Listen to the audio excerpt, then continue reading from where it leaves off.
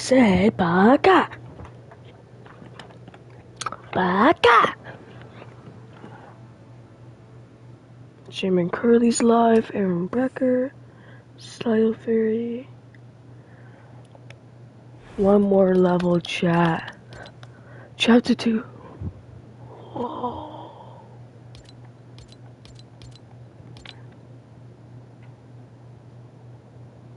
New season.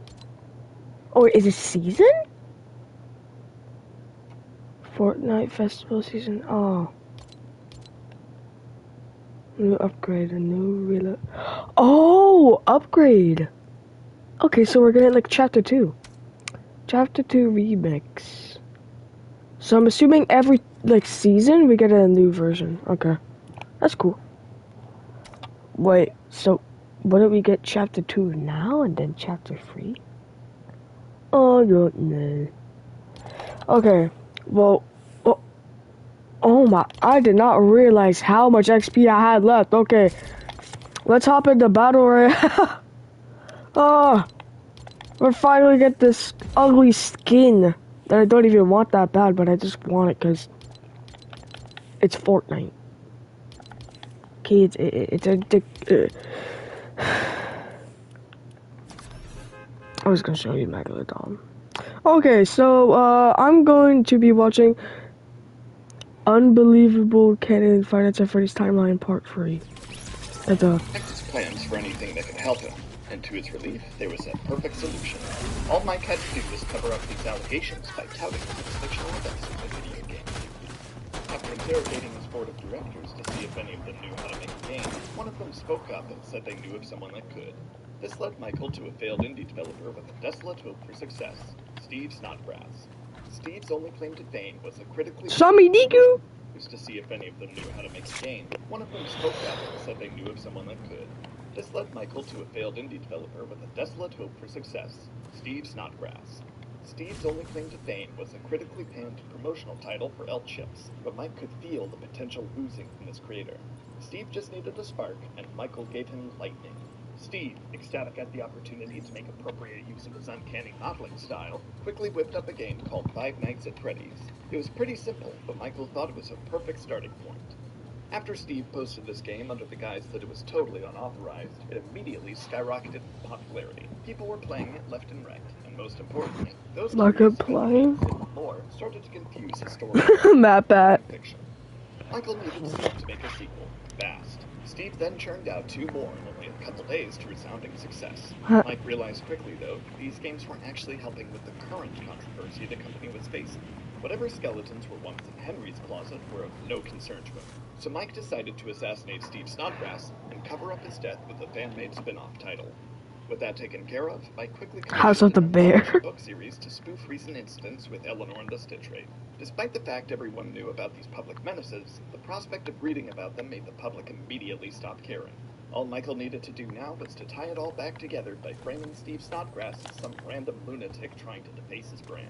So, he commissioned a studio called Silver Parasol to make a virtual reality game that cemented all of the rumors of Fazbear Entertainment as nothing more than fiction. So it's supposed to be still cool. Standard, all things considered. The studio focused on remaking all 3 of the original FNAF games in VR, and then Michael personally provided them with scribblings of his own life experiences to use as inspiration. Alongside this, he also tossed various circuit boards, notably from Scraptrap and some old endoskeleton hardware. He told the developers that it helped make the characters perform in Pathfind or authentically in-game, to which everyone collectively told him that's not how it works.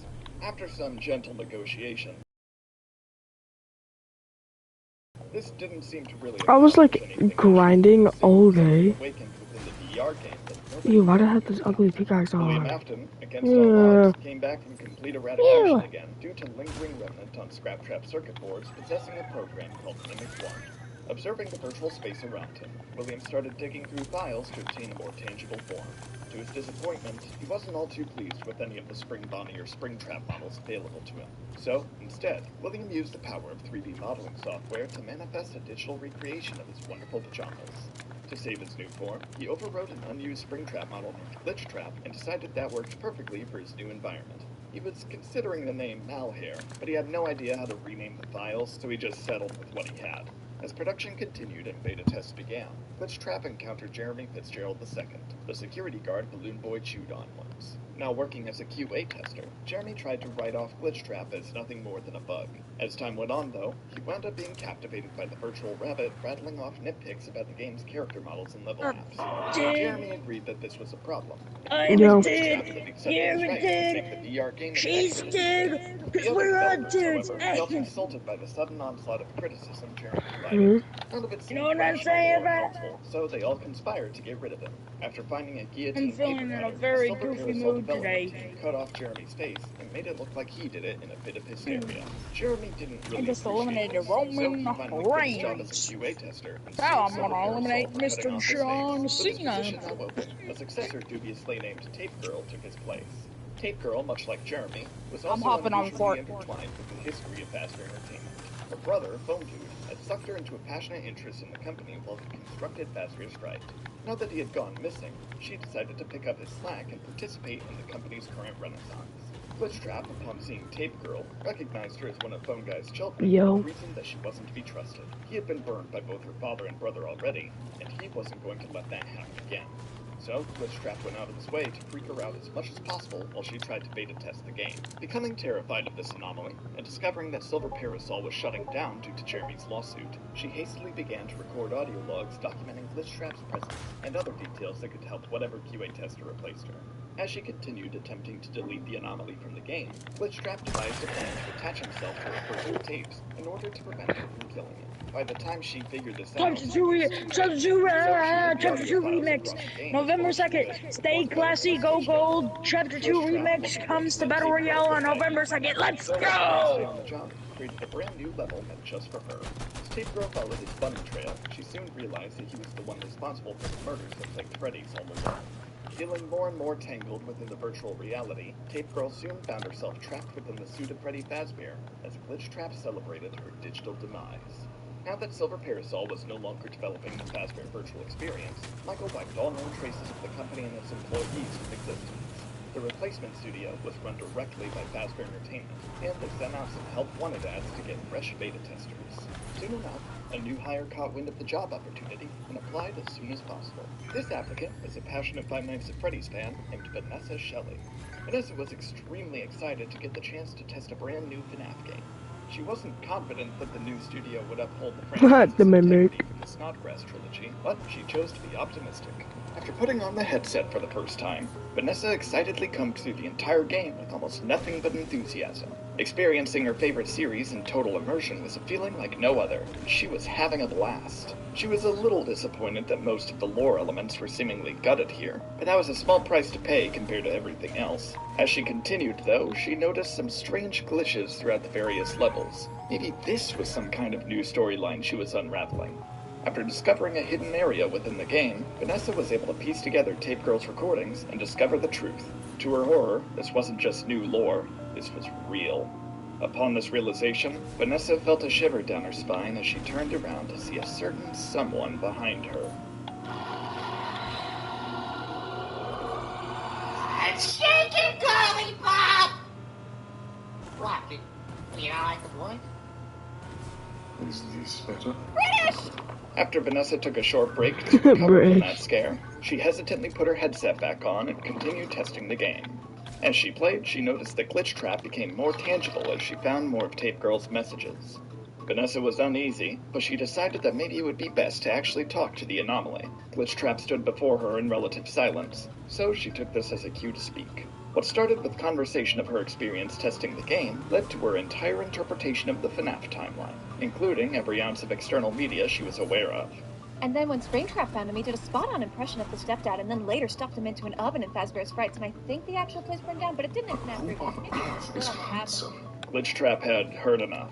Whatever nonsense Vanessa was recounting was absolutely nothing like what actually happened. So he caught her up to speed on the actual events of his life, from Ferdinand's creation to Afton's amalgamation eradication. Vanessa was over the moon. She never could have anticipated getting such a comprehensive understanding of all of Freddy's history, and she was shocked at how different the real answers were compared to the storyline the FNAF games portrayed. At this point, she decided she wanted to help Glitchtrap somehow escape the game. So, like any rational person, Vanessa decided to let Glitchtrap merge with her mind. Removing her headset, Vanessa now saw William by her side in the real world. Hey, sup, man? No, I think the other voice was better, actually. You are so picky. Afton, now inhabiting Vanessa's brain, wasn't keen on being confined in someone else's body again, so he begged her to help him find a new body for himself. After thinking through everything he had told her, Vanessa decided that she'd make her own personalized rabbit suit to keep William quiet while they tried to get him back into a physical form. Because that'd take a while, however, she simply crafted a mask in time for the Halloween festival Freddy's was putting together. Speaking of which, Michael Afton was preparing something big. He had been postponing his plans to make an animatronic father figure long enough, and it was time to finally set things in motion. He needed a perfect vessel, though, something his own father created. After some consideration, Michael took a visit to the graveyard and dug up the original Fredbear's body. He was going to revive the animatronic and make him into the perfect Papa Bear. Unsure of how to go about reviving an artificial intelligence, Mike figured that obscene amounts of electricity would do the trick. So he crudely stitched Fredbear back together and ran some tests to try and bring him back to life. And it was a success. Michael had let time slip right past him, though. The Fazbear Fall Fest was only in a few days, and he had yet to make the perfect attraction for it. All at once, it dawned on him that he could present the revived animatronic as Fredbear until he could fix him up properly. Sure enough, this worked perfectly, and at long last, Fredbear was the star of the show for the first time in decades. While attending the festival, Vanessa ruminated on her recent life choices. As she half-heartedly participated in the various attractions, William finally learned that Michael was behind all of this. For the first time in his unnaturally prolonged existence, he What the finally felt fuck, somewhat bro? proud of his son. Before he could stew over this new, Michael had let time and the FNAF games portrayed. At this point, she decided she wanted to help Glitch Trap somehow escape the game. So, like any rational person, Vanessa decided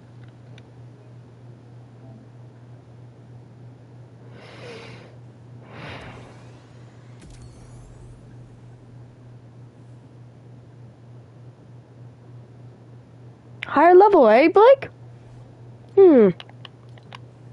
Seems like someone's lying.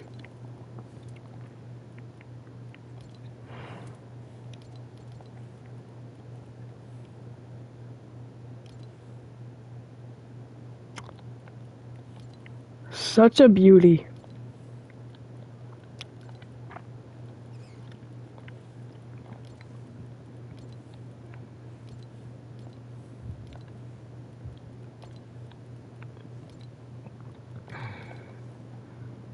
to let Glitch Trap merge with her mind.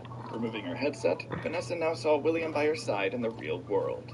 Hey, sup, man? No, I think the other voice was better, actually.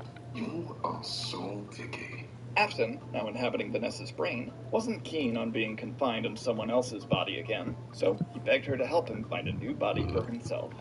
After thinking through everything he had told her, Vanessa decided that she'd make her own personalized rabbit suit to keep William quiet while they tried to get him back into a physical form.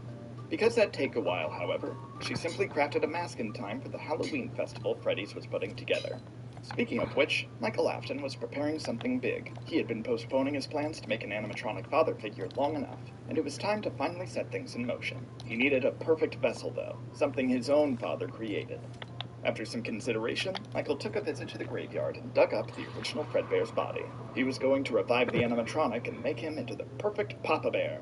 Unsure of how to go about reviving an artificial intelligence, Mike figured that obscene amounts of electricity would do the trick. So he crudely stitched Fredbear back together and ran some tests to try and bring him back to life.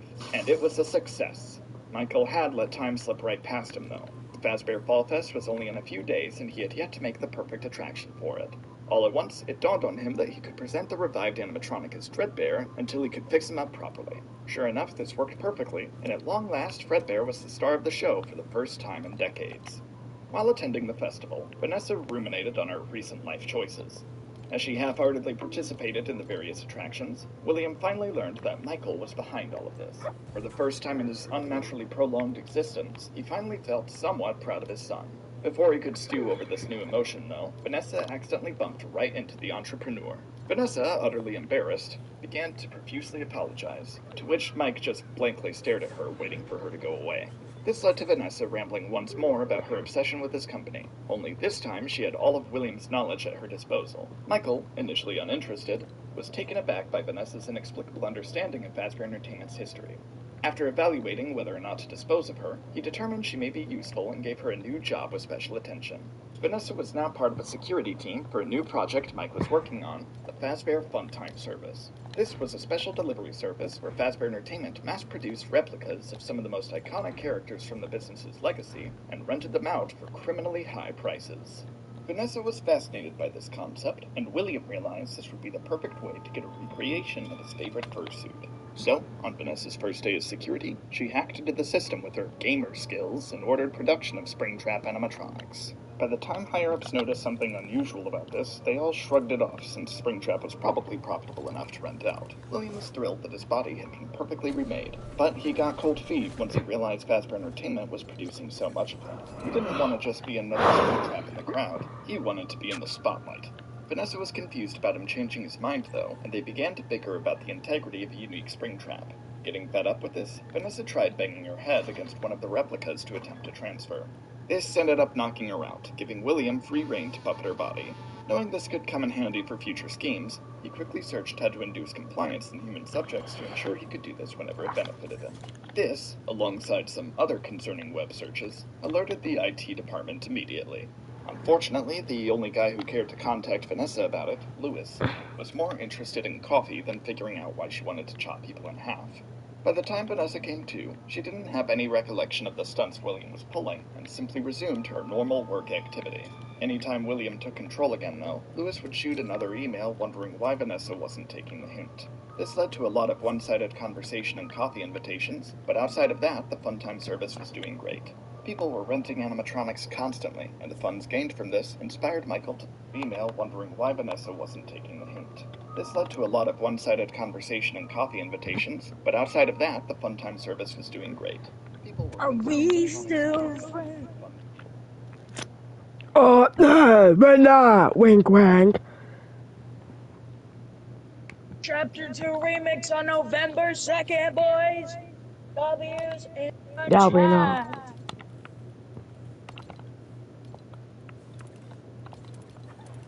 Not gonna lie, everyone should know, like, bro, it's not new.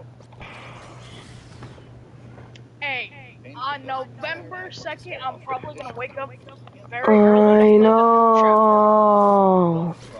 I'm probably gonna wake up around 6.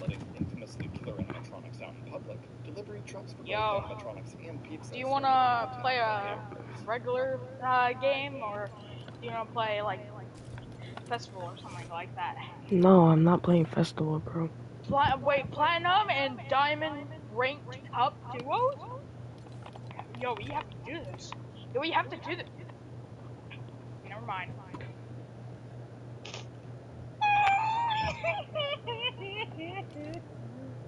What? I was trying to do a platinum and diamond duos cash pack. Are we still friends? You don't know my name.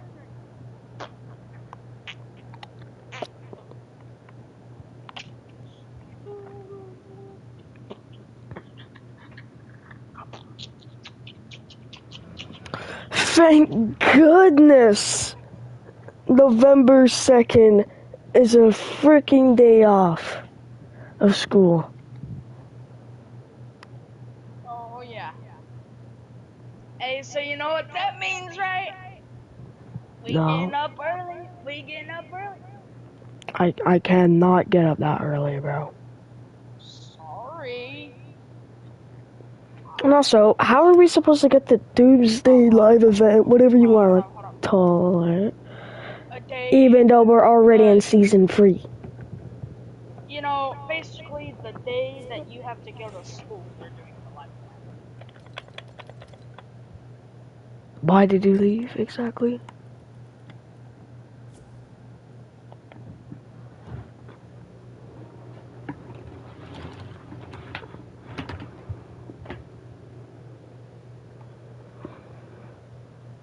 So I came on for no reason. Okay, I see how it is.